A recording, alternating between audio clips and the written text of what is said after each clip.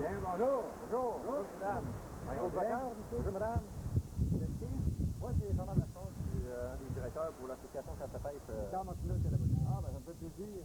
J'ai entendu parler de ça que... Bonjour, c'est Saint-Patrick. Patrick, madame. Bonjour.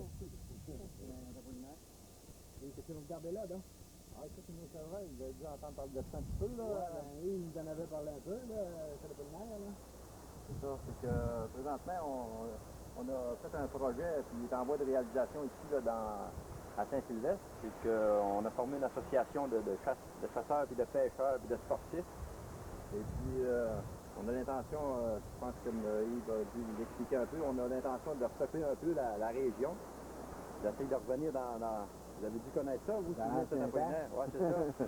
Les bonnes années de chevreuil, vous avez dû connaître ça. L'association, c'est quoi? C'est quoi que c'est, ça, l'association Chasse-à-Pêche?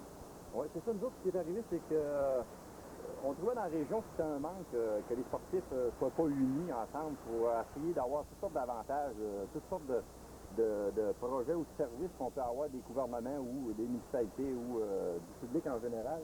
Fait qu'on s'est groupés ensemble et puis on a dit, avec ça, on va avoir de la force et puis on va être capable de faire quelque chose.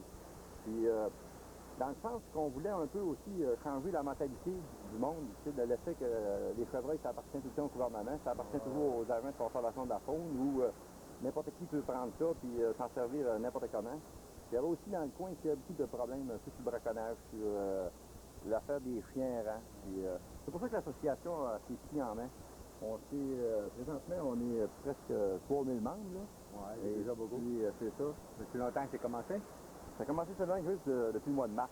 Oui, vous êtes avancé déjà. Oui, on est pas mal avancé. Et ici, là, l'enclos... M. Jacques, ici, lui-même, il possède un chevreuil. Parce qu'on peut dire que tous les chevreuils qu'il y a en enclos ici, c'est des commanditaires qui payent. C'est qui avait fait ces chevreuils-là? Ça, c'est gardé un peu partout dans la province. Il y en a 78 personnes qui gardent des chevreuils comme ça. Puis chaque année, étant donné qu'ils sont quand même limités dans leurs enclos, ben, quand ils ont des petits, finalement, ils en ont trop. Fait qu'ils peuvent en vendre à des personnes qui ont déjà des permis. Puis nous autres, l'association possède des permis pour garder ces animaux-là. Et puis on achète ça. C'est justement des personnes comme Alban Jacques ici qui commanditent les chevreuils. Félicitations d'avoir commandité. Merci beaucoup, ça. Oui, c'est Tu peux vrai. expliquer, Alban, c'est quoi notre affaire de commanditaire, là, le principe? Si on a décidé de faire parrainer des chevreuils, c'est dans le but de sensibiliser encore plus la population. Si vous avez des amis qui savent que vous avez un chevreuil, ben vont être portés beaucoup à lui faire attention, à le protéger au lieu de le laisser aller à tout chacun. Ça fait que ça ne faut pas détruire. Y a-t-il une possibilité d'en avoir ailleurs des packs, quelque chose pour repeupler ça? Oui, à date, là, nous autres, ce qui était important pour nous autres, là, c'était de départir ça, puis c'est un projet pilote là, dans la grandeur du Canada, parce que ça se fait pas ailleurs, ça. Je pense que ça se fait un peu en Europe, mais ici, nous autres, dans la Binière, on peut se compter parmi les premiers à faire une pareille chose. Ce qui arrive, c'est que ailleurs, mettons, si vous prenez exemple la Beauce, mettons Bellechasse, ou un petit peu alentour de nous autres, ils n'ont jamais manqué de chevreuils. Ils en ont toujours eu un peu.